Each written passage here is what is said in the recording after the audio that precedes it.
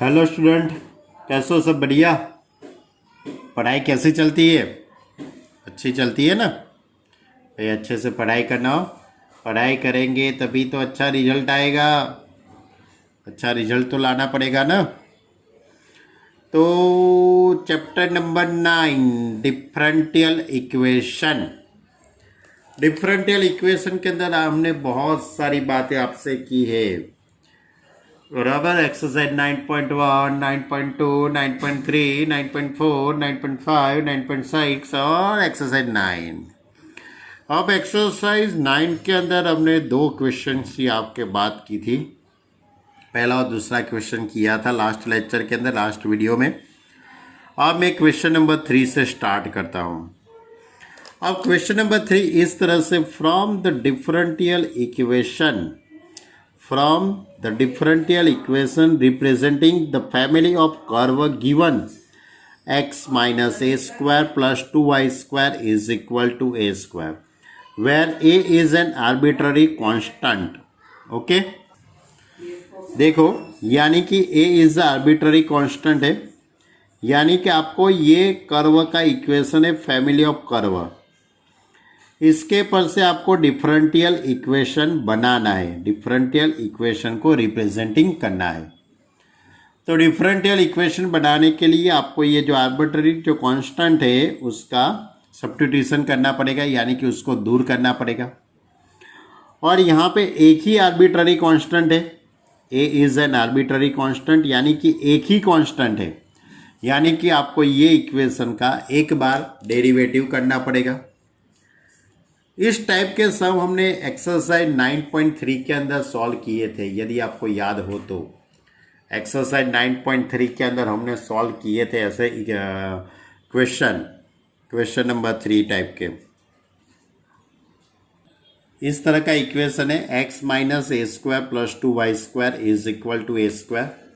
तो मैं क्या करता हूँ, उसका डेरिवेटिव करने से पहले मैं इसका थोड़ा सिंप्लीफाई दे देता हूँ। तो x square minus 2xa plus a square plus 2y square is equal to a square. A square cut हो जाएगा, तो x square plus 2y square minus 2ax is equal to 0। अब इसके दोनों तरफ मैं x के रिस्पेक्ट में डेरिवेटिव करता हूँ। यहाँ पे आपको सेंटेंस लिखना है, now we can derivative both the side with respect to x। वो सेंटेंस आप लिखेंगे। एक्स स्क्वायर का डेरिवेटिव 2x होता है, वाई स्क्वायर का डेरिवेटिव 2y यानी कि 4y y1 माइनस 2xa यानी कि 2a हो जाएगा, क्योंकि x का डेरिवेटिव 1 होता है। अब 2 कॉमन निकल जाता है पूरे टर्म में से, तो x plus 2y y1 minus a is equal to 0। therefore a is equal to x plus 2y y1। अब a की वैल्यू जो भी आती है उसको मैं ये रिजल्ट नंबर 1 के अंदर पुट करता हूँ। तो बाय रिजल्ट नंबर 1 इस तरह से है, x square plus 2y square minus 2ax is equal to 0। अब a की जगह पे x square plus 2y square minus 2a की जगह पे मैं ये वैल्यू पुट करता हूँ। तो 2x into x plus 2y y1 is equal to 0। अब मैं 2x का अंदर मल्टीप्लाई करता हूँ, तो x square plus 2y square minus 2x square minus 4xy y1 is equal to 0। इसका इसके साथ मल्टीप्लाई करते हैं, तो minus 4xy y1 is equal to 0। Therefore 2y square minus x square minus 4xy y1 is equal to 0। यानी कि ये minus वाला टर्म सामने ले जाते हैं, तो इस तरह से पूरा टर्म्स का सेटिंग हो जाता है। 4xy y1 is equal to 2y² minus x²। देयरफॉर 4xy y1 यानी dy/dx is equal to 2y² minus x²। It is a differential equation, यानी कि आपको डिफरेंशियल इक्वेशन बनाना था। अब यहाँ थोड़ा लिख देते, it is a required differential equation. मेरी हैंडराइटिंग खतरनाक है ना बच्चे लोग, मेरी हैंडराइटिंग की तो बात करो ही मत आप।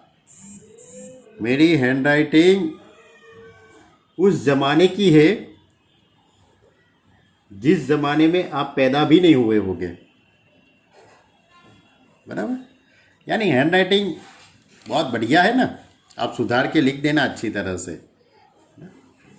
चलो okay, question number 4। Question number 4 भी बहुत बढ़िया है बच्चे लोग।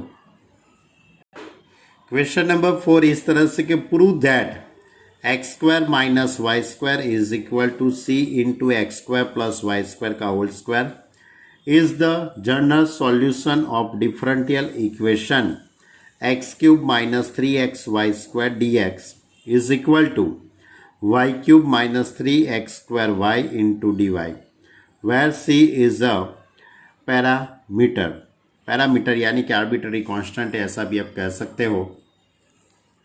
अब यहाँ पे आपको प्रूव क्या करना है, ये जो डिफरेंशियल इक्वेशन है, ये डिफरेंशियल इक्वेशन का जनरल सॉल्यूशन ये है। ये जो डिफरेंशियल इक्वेशन है, prove that x² minus y² is equal to c into x² plus y² का whole square is a general solution, sorry, is the general solution of differential equation. यानी कि आपको prove करना है कि ये जो इक्वेशन है डिफरेंशियल इक्वेशन, उसका जनरल सॉल्यूशन ये है। अब आपको ये बात दो तरीके से कर सकते हो। आप ये डिफरेंशियल जो इक्वेशन है उसका सॉल्यूशन कीजिए। अब ये डिफरेंशियल इक्वेशन का सॉल्यूशन करने के लिए आपके पास 3 मेथड है, 3 मेथड है ना आपके पास। सेपरेबल वेरिएबल की मेथड है, होमोजीनियस फंक्शन की है, या तो लिनियर की है। आप ये 3 में से कोई भी यहाँ पे अप्लाई करके जो अप्लाई होती है उसके पर वो मेथड के अकॉर्डिंग आपको ये सॉल्यूशन मिल सकता है।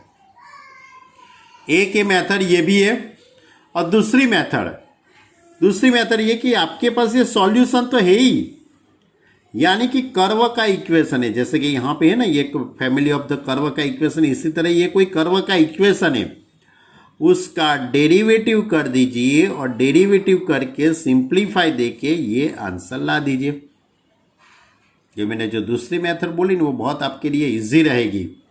आपके पास कर्व का इक्वेशन है यानी कि सॉल्यूशन है, उसका एक ही बार डेरिवेटिव करना है। क्यों? क्योंकि एक ही कांस्टेंट है c, तो उसका एक बार डेरिवेटिव करके इसमें इसका सिंप्लीफाई देख के ये डिफरेंशियल इक्वेशन आप बना सकते हो। ओके, तो मैं ये दूसरी मेथड का यूज़ करता हूँ। यदि आपको पहली मेथड का भी यूज़ करना है तो कर सकते हो, आपकी मर्जी। इस तरह से है गिवन फंक्शन या तो गिवन इक्वेशन या तो गिवन फैमिली ऑफ कर्व, ऐसा भी आप लिख सकते हो। x² minus y² is equal to c into x² plus y² का होल स्क्वायर। अब इसके दोनों तरफ मैं x के रिस्पेक्ट में डेरिवेटिव करता हूँ। इसके दोनों तरफ मैं x के रिस्पेक्ट में डेरिवेटिव करता हूँ बच्चे लोग। तो x² का डेरिवेटिव 2x, y² का डेरिवेटिव 2y y1, ये 2 आगे आ जाएगा तो 2c into x² plus y²। उसके बाद x² का डेरिवेटिव 2x, y² का डेरिवेटिव 2y y1, यानी कि पूरा टर्म इस तरह से लिखेंगे हम। तो x² का derivative 2x minus 2y y1 is equal to 2c into x² plus y²। उसके बाद x² का डेरिवेटिव 2x 2y y1। अब ये 2 कॉमन निकल जाएगा, अपॉन ये सामने वाला जो 2 है उसके साथ कट कर देते हैं, लेकिन इसमें से मुझे 2 कॉमन लेना पड़ेगा। तो x minus y y one is equal to वही का वही रहेगा 2c into x square plus Y square, दूसरे ब्रैकेट में इंटू ब्रैकेट के अंदर x plus y y one. अब मैं c की वैल्यू पुट करता हूँ। तो c की वैल्यू मैं कहाँ से पुट करूँगा बच्चे लोग, मालूम है? आप सोचते कि ये सर कौन सा जादू करेंगे। बच्चे लोग कुछ नहीं करने वाला हूँ मैं, ऐसे ही टर्म का सेटिंग करते करते आपका सेटिंग करवा दूंगा। यानी क्वेश्चन का ये जो अपना जो क्वेश्चन के अंदर ये इक्वेशन है ना, उसमें से मैं सी को सब्जेक्ट बना देता हूँ। यानी कि ये टर्म अपॉन में चला जाएगा, x square minus Y square upon करके ये जो टर्म बनता है उसको मैं यहाँ पे सी की जगह पे पुट करता हूँ, सी की जगह पे मैं पुट कर देता हूँ। यानी कि आपको सिंप्लीफाई इस तरह से देना है कि आर्बिट्ररी जो कांस्टेंट होता है वो दूर भी हो जाना चाहिए, आर्बिट्ररी कांस्टेंट है वो दूर भी हो जाना चाहिए। यानी x square plus Y square का भी square, x square plus Y square cut हो जाएगा। X minus y y one is equal to 2 into x square minus Y square upon x square plus Y square, और into में x plus y y one. Clear? ये upon का term मैं सामने ले जाता हूँ तो इस तरह से हो जाएगा x minus y y one into x square plus Y square is equal to 2 into x square minus Y square into x plus y y one. अब ब्रैकेट को हटा देते हैं, अब ये ब्रैकेट है उसको हटा देते हैं, तो x का इसके साथ मल्टीप्लाई करूँगा तो क्या हो जाएगा, x cube plus x y square, इसका इसके साथ मल्टीप्लाई करूँगा तो minus x square y y one minus y cube y one हो जाएगा। अब ये दो ब्रैकेट का मैं मल्टीप्लाई कर देता हूँ एक्स स्क्वायर का एक्स के साथ, यानी कि एक्स क्यूब। अब इसका इसके साथ मल्टीप्लाई करते हैं तो 2x square y y one. अब इसका वाई स्क्वायर का इसके साथ multiply minus 2x Y square minus 2y cube y one. बहुत ध्यान से करना, ध्यान से सिंप्लीफाई देना, वरना दुर्घटना बन सकती है। अब मैं क्या करता हूँ, एक बाजू यानी कि वन साइड y1 वाले टर्म और दूसरी साइड में y1 बीने के टर्म विदाउट y1, तो ये एक्स क्यूब में इस साइड ले लेता हूँ और एक्स वाई स्क्वायर है, एक्स वाई स्क्वायर ये रहा, ये भी इस साइड आ जाएगा, और ये 2y क्यूब वाई वन इसको मैं इस साइड ले लेता हूँ तो ये प्लस हो जाएगा, ये प्लस हो जाएगा। मैंने यहाँ पे मुझे लगता है कि इसका मैंने इसके साथ मल्टीप्लाई किया। Okay, right okay. तो ये टर्म ये वाई क्यूब वाई वन इस साइड आ जाएगा तो प्लस हो जाएगा, यानी कि वाई क्यूब वाई वन। ये टर्म इस साइड आ जाएगा तो -3x square y y one is equal to, ये टर्म इस साइड तो एक्स क्यूब, और ये 2x स्क्वायर, ये एक्स वाई स्क्वायर, ये टर्म इस साइड आएगा तो -3x वाई स्क्वायर। देख लेना आप अच्छी तरह से, देख लेना बच्चे लोग। वैसे तो सही लिखा है। चलो y1 कॉमन ले लेते हैं तो y cube minus y cube minus 3x² y into y1 is equal to x³ minus 3xy²। अब y1 की जगह पे मैं dy/dx रख देता हूँ, तो y³ माइनस 3x² y1 की जगह पे dy/dx is equal to x³ minus 3xy²। अब ये dx को मैं सामने ले जाता हूँ, तो इस तरह से पूरा टर्म का सेटिंग होता है। y³ minus 3x² into dy is equal to x³ minus 3xy² into dx। ये आपको प्रूव करने का था। It is a differential equation. Okay, ये आपको क्या करने का था? प्रूव। यानी कि आप इस तरह से सॉल्यूशन दिया था, ये सॉल्यूशन पर से आप डिफरेंशियल इक्वेशन बहुत इजीली कर सकते हो। आपकी मर्जी, में ऐसा मना नहीं करता हूँ, आप इसके पर से सॉल्यूशन भी ला सकते हो। इसका सिंप्लीफाई देते जाओ।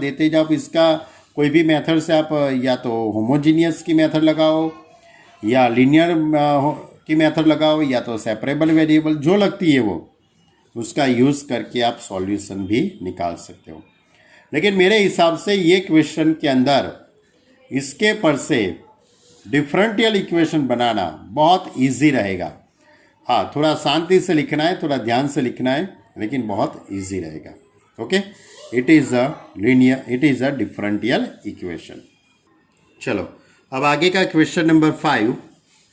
From the differential equation of the family of circle in the first quadrant which touch the coordinate axis. From the differential equation, इस टाइप का क्वेश्चन भी हमने एक्सरसाइज 9.3 के अंदर सॉल्व किया था। आपके पास कर्व का इक्वेशन बनाना है, और कर्व का जो इक्वेशन पर से आपको डिफरेंशियल इक्वेशन बनाना है। लेकिन यहाँ पे कर्व का इक्वेशन कौन सा है? फैमिली ऑफ सर्कल्स, सर्कल का इन द, लेकिन सर्कल कैसा है? In the first quadrant which touch the coordinate axis. Okay, तो आपको इसके पर से पहले इक्वेशन लिखेंगे और उसके बाद डिफरेंशियल इक्वेशन बनाएंगे, जो इस तरह से ये सर्कल, ये एक्स एक्सिस और ये वाई एक्सिस एक दूसरे को यहाँ पे टच करती है। तो आपको ये सर्कल का डिफरेंशियल इक्वेशन बनाना है। तो मैं सपोज करता हूँ कि ये सेंटर, ये इसकी रेडियस r, ये भी इसकी रेडियस हो जाएगी, यानी कि उसके पर से कोऑर्डिनेट ऑफ सेंटर r हो जाएंगे। ओके, इस तरह का मैंने सपोज कर लिया। Suppose the radius r, therefore centre r हो जाएगा। अब इक्वेशन ऑफ सर्कल, वैसे तो बहुत सारे सर्कल आप ऐसे ड्रॉ कर सकते हो। फैमिली ऑफ सर्कल ऐसा भी लिखना है, चलेगा, लेकिन लिख दिया, बाद लिख दिया। Equation of family of circles इस तरह से होगा। आपको फॉर्मूला शायद याद होगी, x माइनस एच का whole square plus y minus k का whole square is equal to r square. अब इसके अंदर सेंटर c ऑफ एच के यानी r हो जाएगा। तो देयरफॉर x माइनस r का whole square plus y minus r का whole square is equal to r square. Right, it is a result number 1। अब आप इसका डेरिवेटिव करना है। डेरिवेटिव करने के बाद r रेडियस, यानी कि यहाँ पे r is a arbitrary constant है। r एक टाइप का कांस्टेंट है। आपको ये r को दूर करना है और डिफरेंशियल इक्वेशन बनाना है। लेकिन मैं क्या करता हूँ बच्चे लोग, मालूम है, इसका मैं पहले डेरिवेटिव करने से पहले इसका सिंप्लीफाई देता हूँ। X square minus 2xr plus R square, Y square minus 2yr plus R square is equal to are square cut हो जाएगा। Therefore X square plus Y square minus 2xr minus yr plus R square is equal to 0। अब मैं इसका r के respect में x के respect में derivative करता हूँ। ये सेंटेंस आपको लिखना है। Now both the side derivative with respect to x, तो एक्स स्क्वायर का डेरिवेटिव 2x, वाई स्क्वायर का डेरिवेटिव 2y1, 2xr, x का 1 हो जाएगा यानी 2r, y 1 इंटू r और r स्क्वायर का डेरिवेटिव 0। अब इसमें से आप r को सब्जेक्ट बना देते हैं, तो 2 कॉमन, तो x प्लस y1 माइनस यानी कि सामने ले जाते हैं, तो r plus y1 into r common निकल जाएगा, x plus y1 r common, तो 1 plus y1, therefore r is equal to x plus y1 upon 1 plus y1। अब ये जो रेडियस r है इसको मैं इक्वेशन नंबर 1 के अंदर पुट करता हूँ। इक्वेशन नंबर 1 के अंदर पुट करके इसका मैं सिंप्लीफाई देता हूँ। नाउ रिजल्ट नंबर 1 पर से x माइनस आर का whole square plus y minus r का whole square is equal to are square. अब मैं r की जगह पे ये वैल्यू पुट करता हूँ, यानी इस तरह से पूरा टर्म हो जाएगा। आप थोड़ा शांति से एकदम ध्यान से लिखना, वरना दिक्कत आ सकती है आपको। यानी कि दिक्कत तो क्या आएगी यार, फालतू में चेका चेक हुए। x plus y1 upon 1 plus y1 का whole square plus y minus R, x plus y1 upon 1 plus y1 का whole square is equal to are square, यानी कि x plus y1 upon 1 plus y1 का whole square. अब यहाँ से 1 plus y1 का हम एलसीएम लेंगे, तो इस तरह से हो जाएगा। तो x plus xy1 minus x minus y1 उसका whole square upon 1 plus y1 का होल स्क्वायर, प्लस इसी तरह यहाँ भी y plus y1 minus x minus y1 का whole square upon 1 plus y1 का स्क्वायर इज इक्वल टू, इन दोनों को मैं अलग अलग स्क्वायर दे देता हूँ। तो x प्लस y1 का whole square upon 1 plus y1 का होल स्क्वायर। अब मैं 1 प्लस y1 का होल स्क्वायर सभी में से दूर कर देता हूँ। x कट हो जाएगा, x y1 माइनस y1 का होल स्क्वायर, प्लस यहाँ से y1 कट हो जाएगा, तो y माइनस x का whole square is equal to x plus y1 का होल स्क्वायर। अब यहाँ से मैं y1 को कॉमन लेता हूँ। y1 कॉमन लेंगे तो इस तरह से हो जाएगा y1 square into x minus y का होल स्क्वायर। ये y माइनस x है, तो ये x माइनस y का होल स्क्वायर आप लिख सकते हो, x प्लस y1 का होल स्क्वायर। अब ये दोनों में से x माइनस y का होल स्क्वायर कॉमन लेते हैं।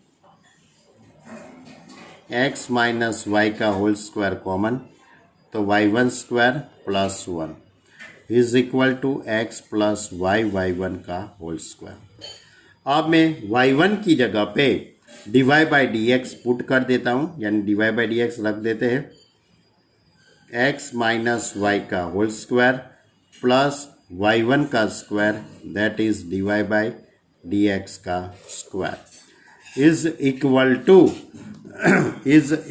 टू x प्लस y1 यानी x plus y into dy by D x उसका square. It is a differential equation. It is a differential equation, यानी कि आपको क्वेश्चन के अंदर जो बातें दी थी उसके पर से बातें तो क्या थी भाई, बहुत छोटी सी बातें थी कि कोई सर्कल था इस तरह से, ये सर्कल है वो एक्स एक्स और वाई एक्स दोनों को टच करता था, X axis and Y axis दोनों को ऐसे टच करता था। तो ऐसे बहुत सारे हम सर्कल ड्रॉ कर सकते हैं, ऐसे ऐसे बहुत बड़े बड़े। तो ये इसका डिफरेंशियल इक्वेशन आपको बनाना था। तो सिंपल लॉजिक के डिफरेंशियल इक्वेशन बनाने के लिए आपको आर्बिट्ररी कांस्टेंट दूर करना पड़े। और यहाँ पे आर्बिट्ररी कांस्टेंट कौन सा था? आर था। तो मैंने आर को मैंने दूर कर दिया और आपका ये आंसर आ गया। ओके, चलो अब आगे का question number 6। Find the general solution of differential equation dy by D x plus under root 1 minus Y square upon under root 1 minus x square is equal to 0। यानी कि ये जो डिफरेंशियल इक्वेशन है उसका आपको जनरल सॉल्यूशन निकालना है। ये equation dy by D x plus under root 1 minus Y square 1 minus x square is equal to 0। तो मैं कुछ ऐसा सेटिंग करता हूँ, dy by D x plus दोनों को मैं अलग अलग पहले तो रूट रख देता हूँ, इस तरह से अलग अलग रूट दे दिया। अब ये टर्म को मैं सामने ले जाता हूँ, therefore dy by D x is equal to minus under root 1 minus Y square upon under root 1 minus x square. अब dy के साथ y वाले टर्म यानी कि dy upon under root 1 minus Y square is equal to minus D X upon under root 1 minus x square. अब इसके दोनों तरफ मैं इंटीग्रेशन करता हूँ, यानी कि सेपरेबल वेरिएबल की मेथड हो गई। dy के साथ y वाले टर्म और dx के साथ x वाले टर्म का सेटिंग हो गया, यानी कि dy upon under root 1 minus Y square minus 1 upon under root 1 minus x square dx, यानी कि 1 upon under root A square minus x square की formula 1 upon A square minus x square, यानी कि ये होगी साइन इनवर्स y और ये बन जाएगा minus sign inverse x plus c। अब ये x को इस साइड ले लेते हैं, तो sine inverse y plus sine inverse x is equal to c। It is a general solution. चलो question number 7। So that the general solution of the differential equation dy by D x plus Y square plus Y plus 1 upon x square plus x plus 1 is equal to 0 is given by x plus Y plus 1 is equal to a into 1 minus X minus Y minus 2xy where a is a parameter, यानी कि a is a arbitrary constant है। यानी कि आपको यहाँ पे prove करना है, क्या प्रूव करना है बच्चे लोग, कि ये जो डिफरेंशियल इक्वेशन है उसका जनरल सॉल्यूशन ये है। ये डिफरेंशियल इक्वेशन का जनरल सॉल्यूशन ये आना चाहिए। यानी कि आपको इसका सेटिंग करके, इसका इंटीग्रेशन का सेटिंग करते करते करते आपको यहाँ तक पहुँचना है। ओके, और यहाँ पे मैं इस तरह से नहीं करूँगा, मैं यहाँ पे सॉल्यूशन पर से इक्वेशन नहीं बनाऊँगा। जैसे कि मैंने यहाँ पे, यानी कि ये क्वेश्चन में मैंने किया था ना, ये सॉल्यूशन दिया था, इसमें मैंने आर्बिट्ररी कांस्टेंट को c को दूर करके मैंने ये इक्वेशन बना दिया था। इसमें भी आप करना चाहते हो, आप इसमें भी करना चाहो तो कर सकते हो, आपकी मर्जी, मैं मना नहीं करता हूँ। लेकिन ये जो डिफरेंशियल इक्वेशन है उसका सॉल्यूशन बहुत इजी है। हाँ, लंबा तो होगा ही, कोई भी मेथड से करेंगे तो क्वेश्चन बड़ा तो है ही वैसे, बराबर। तो हम ये डिफरेंशियल इक्वेशन का सॉल्यूशन करेंगे और ये आंसर लाने का प्रयत्न करेंगे। प्रयत्न क्यों, लाना ही है, प्रयत्न काहे का। चलो क्वेश्चन नंबर 7, आपके पास differential equation given that dy by D x plus Y square plus Y plus 1 upon x square plus x plus 1 is equal to 0। अब ये टर्म को मैं सामने ले जाता हूँ, तो इस तरह से dy by D x is equal to minus Y square plus Y plus 1 upon x square plus x plus 1। अब dy के साथ y वाले टर्म और dx के साथ x वाले term, therefore dy upon Y square plus Y plus 1 is equal to minus 1 upon x square plus x plus 1 into D x. अब इसके दोनों तरफ मैं इंटीग्रेशन कर देता हूँ, तो 1 upon Y square plus Y plus 1 D Y is equal to minus 1 upon x square plus x plus 1 D x. अब इसके लिए आप कौन सी मेथड अप्लाई करेंगे इसका इंटीग्रेशन करने के लिए? याद करो, बहुत अच्छी मेथड थी, लास्ट टर्म फाइंड करने का। क्या फाइंड करने का? Last term. तो इसका लास्ट टर्म क्या आ सकता है? इसका लास्ट टर्म क्या आ सकता है? मिडल टर्म का square upon 4 into first term. इसके अंदर आप वैल्यू पुट करेंगे तो इसका लास्ट टर्म 1/4 आएगा। तो मैं इसके अंदर 1/4 ऐड करता हूँ, 1/4 को सब्ट्रैक्ट करता हूँ। इसी तरह यहाँ भी दोनों में मैं 1/4 को ऐड करता हूँ और सब्ट्रैक्ट करता हूँ। तो 1 upon Y square plus Y plus 1 1/4 plus 1 minus 1/4 D Y is equal to, इसी तरह यहाँ भी minus integration 1 upon x square plus x plus 1/4 1/4 add करता हूँ प्लस 1 माइनस 1/4।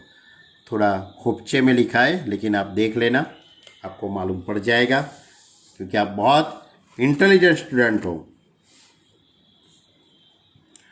तो 1 अपॉन वाई प्लस 1/2 का होल स्क्वायर हो जाएगा, 3/4 होगा, 3/4 यानी मैं उसको √3 अपॉन 2 का होल स्क्वायर लिखूँगा into D Y is equal to minus 1 upon X plus 1/2 उसका होल स्क्वायर प्लस √3/2 का होल स्क्वायर, यानी कि 1 upon x square plus a square की formula, 1 upon x square plus a square की मैं formula यहाँ पे अप्लाई करूँगा।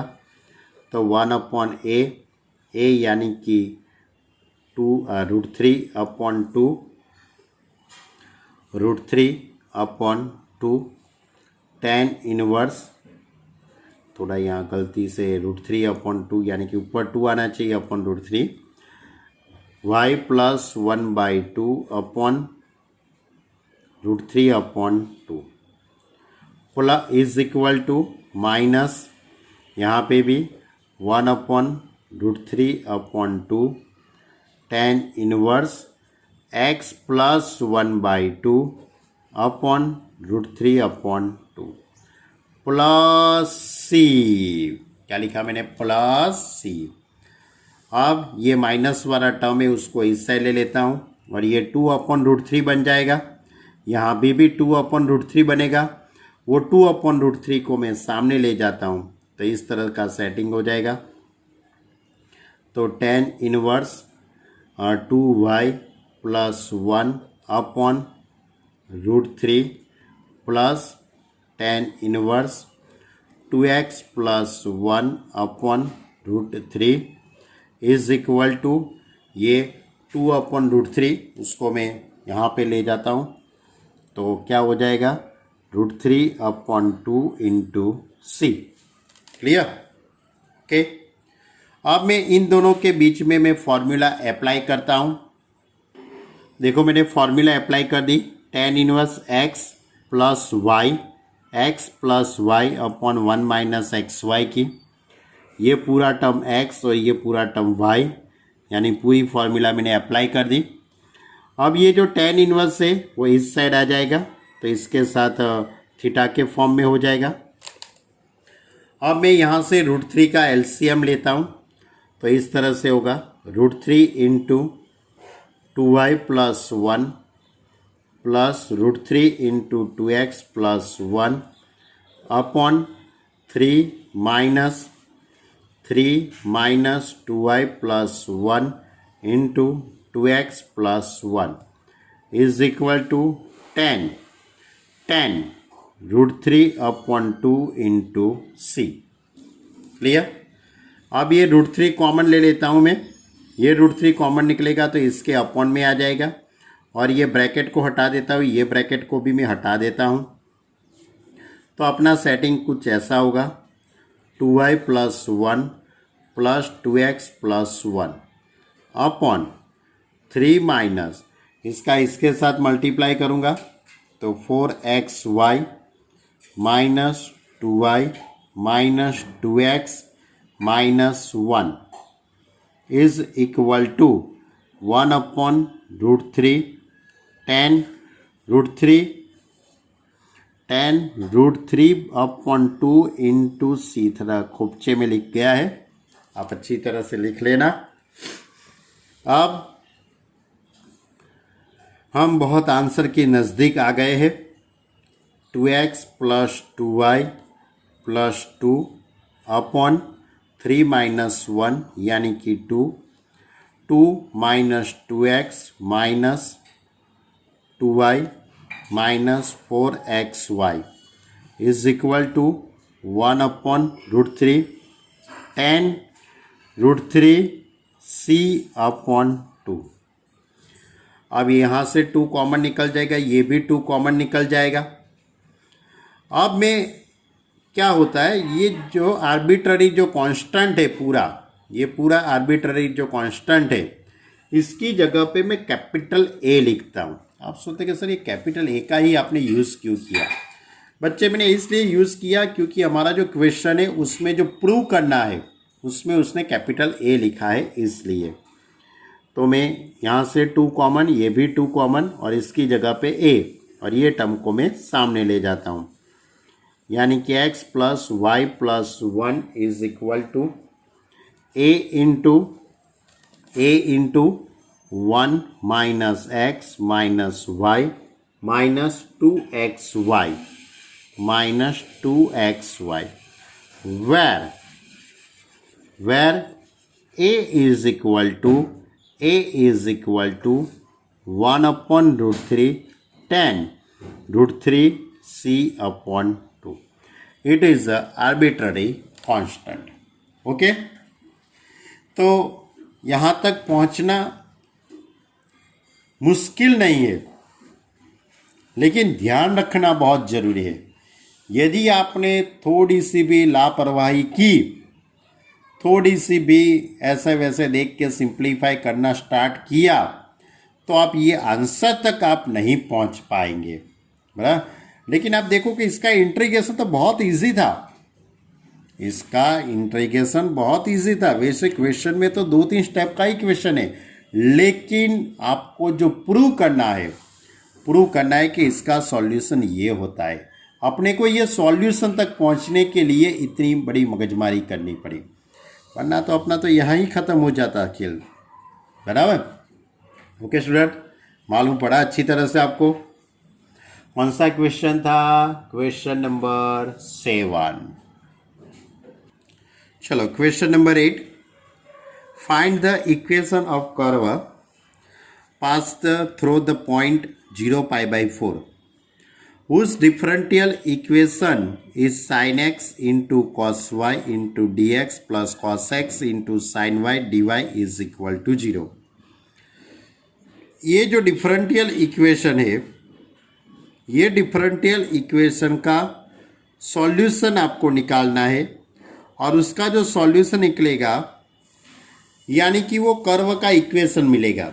जो भी जनरल सॉल्यूशन मिलेगा वो कर्व का इक्वेशन होगा और वो कर्व किस में से पास होता है, पासिंग थ्रू द पॉइंट 0π/4। यानी ये पॉइंट का आपको यूज़ करके उसका पर्टिकुलर सॉल्यूशन निकालना है। इसका मतलब ये हुआ पर्टिकुलर सॉल्यूशन, यानी कि अपने को इसका कर्व का इक्वेशन मिलेगा। तो given the differential equation is, आपको क्वेश्चन के अंदर जो डिफरेंशियल इक्वेशन दिया है वो इस तरह से। अब इसका मैं सेटिंग करूंगा, dx के साथ x वाले टर्म, dy के साथ y वाले टर्म। तो इस तरह से sin x into cos Y dx is equal to minus cos X into sine Y dy। अब ये कॉस एक्स को अपॉन में ले देता हूँ, therefore sine X upon cos X dx is equal to minus sine Y upon cos Y dy। dx के साथ x वाले टर्म और dy के साथ y वाले टर्म का सेटिंग हो गया। Sine X upon cos X એટલે tan x, sine Y upon cos Y यानी कि tan y dy। अब इसके दोनों तरफ मैं इंटीग्रेशन करता हूँ, तो tan x dx is equal to minus integration tan y dy। अब tan का इंटीग्रेशन क्या हो जाएगा, आप सब जानते हो, log मोड sec x। इसका इंटीग्रेशन होगा log मोड sec y। मैं यहाँ पे क्या करता हूँ बच्चे लोग मालूम है, plus log mod of c लिख देता हूँ, plus log mod of c। ये माइनस को इस साइड ले लेता हूँ, तो log mode sec x plus log mode sec y is equal to log mod of c। अब log हटा देता हूँ सभी में से, तो यहाँ पे बीच में प्लस है इसलिए इन दोनों का मल्टीप्लाई हो जाएगा, यानी कि sec x into sec y is equal to c।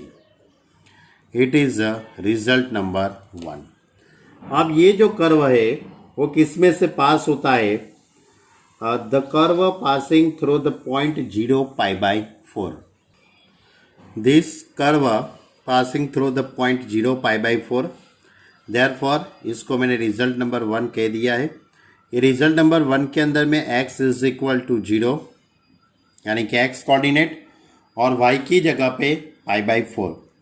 तो मैं वैल्यू पुट करता हूँ, x की जगह पे 0 यानी कि sec 0 की वैल्यू 1, sec π/4 इसकी value √2 is equal to c। Therefore c is equal to √2।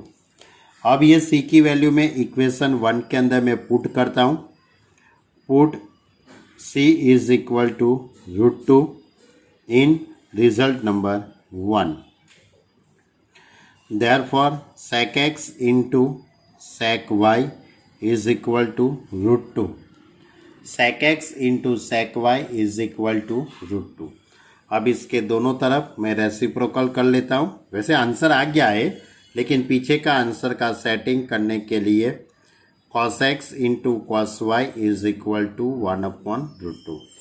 It is a given particular solution या तो इक्वेशन ऑफ द कर्व, जो भी लिखना है वो लिख सकते हो आप, बराबर। It is a particular solution. चलो अब क्वेश्चन नंबर 9 लेते हैं। और क्वेश्चन नंबर जो 9 है उसके अंदर डिफरेंशियल इक्वेशन ही दिया है, उसका पर्टिकुलर सॉल्यूशन ही निकालना है और कुछ नहीं है। आप टेक्स्ट बुक के अंदर देख सकते हो, बहुत इजी है question. Question number 9, differential equation given differential equation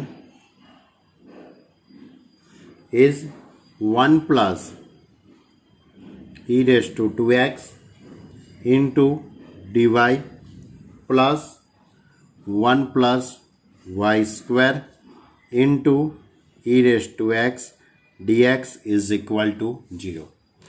अब मैं क्या करता हूँ, D Y by D X यानी कि डी वाई के साथ वाई वाले टर्म और डी एक्स के साथ एक्स वाले टर्म का मैं सेटिंग करता हूँ।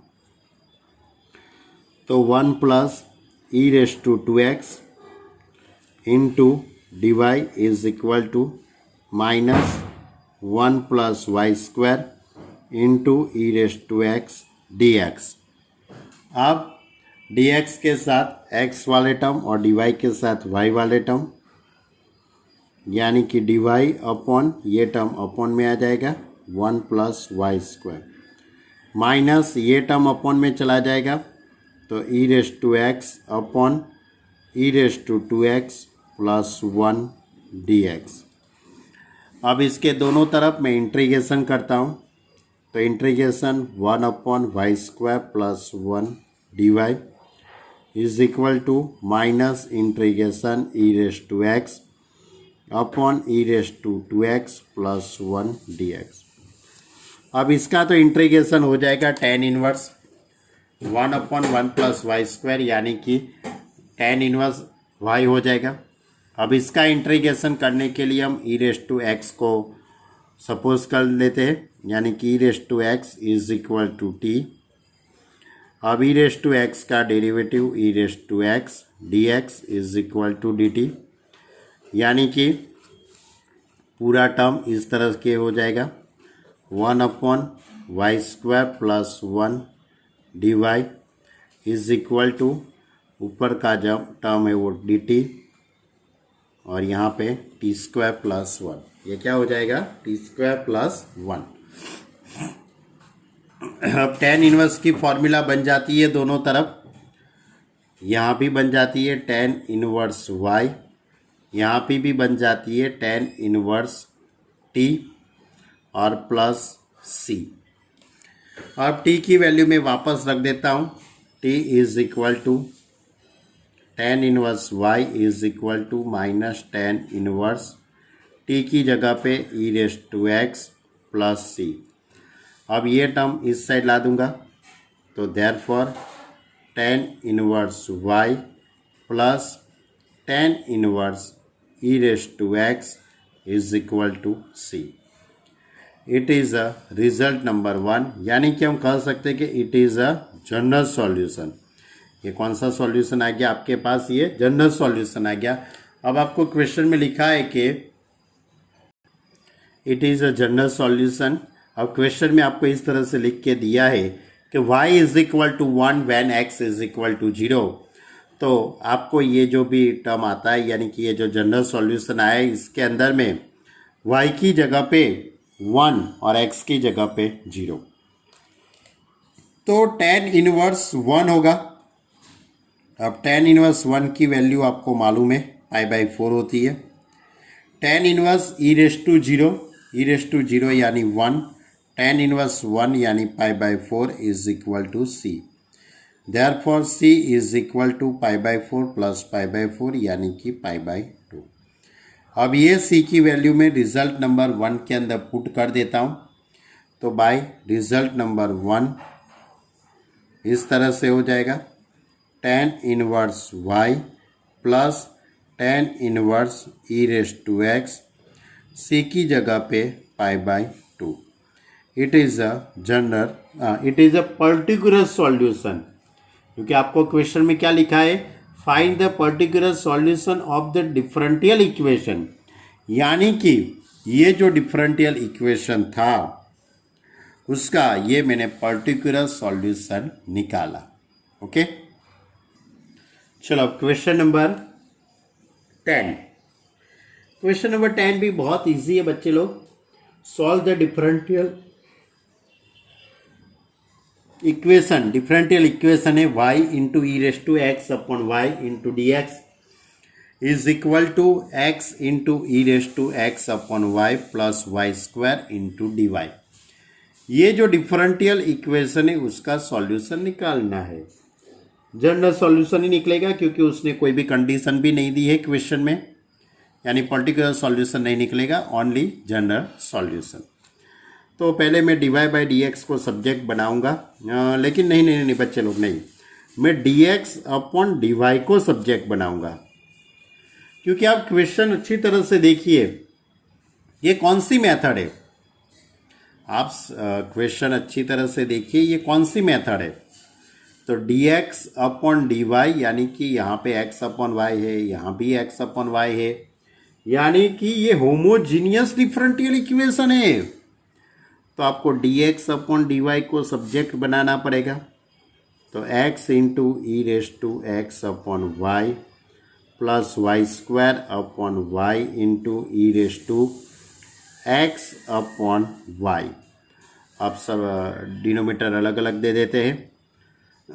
तो dx अपॉन dy, इसके नीचे ये, तो ये कट हो जाएगा।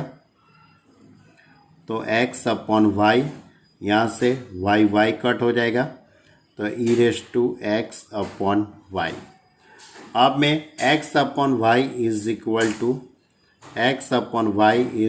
टू v सपोज करता हूँ। Therefore x is equal to vy। अब मैं इसका y के रिस्पेक्ट में डेरिवेटिव करता हूँ। v कांस्टेंट, y का 1 हो जाएगा, y कांस्टेंट और dv अपॉन dy। अब मैं उसको इक्वेशन के अंदर पुट करता हूँ। इक्वेशन के अंदर dx upon dy, that is v plus y into dv upon dy is equal to x upon y, यानी कि v y upon e raise to v। अब दोनों तरफ से मैं v को कट कर देता हूँ। तो y into dv upon dy is equal to y upon e raise to v। अब दोनों तरफ से मैं y कट हो जाएगा। तो dv upon dy is equal to 1 upon e raise to v। E raise to v को मैं सामने ले जाता हूँ। E raise to v into d v is equal to d y. अब इसके दोनों तरफ मैं इंटीग्रेशन कर लेता हूँ। देखो अच्छी तरह से सेटिंग हो गया ना बच्चे लोग। सेपरेबल वेरिएबल की मेथड हो गई। अब ई रेस टू वी का integration e raise to v 1 का y और प्लस सी, और v की जगह पे क्या पुट करेंगे, x upon y is equal to y plus सी।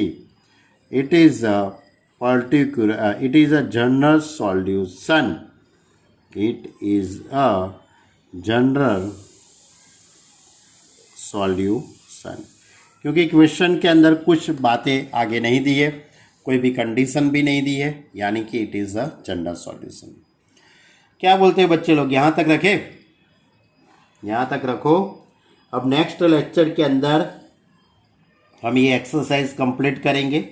अब ये एक्सरसाइज के अंदर 5 क्वेश्चन बाकी रहे और 3 इलस्ट्रेशन है, 4 इलस्ट्रेशन का MCQ है, 3 MCQ, और मुझे एक ही इलस्ट्रेशन कराना है।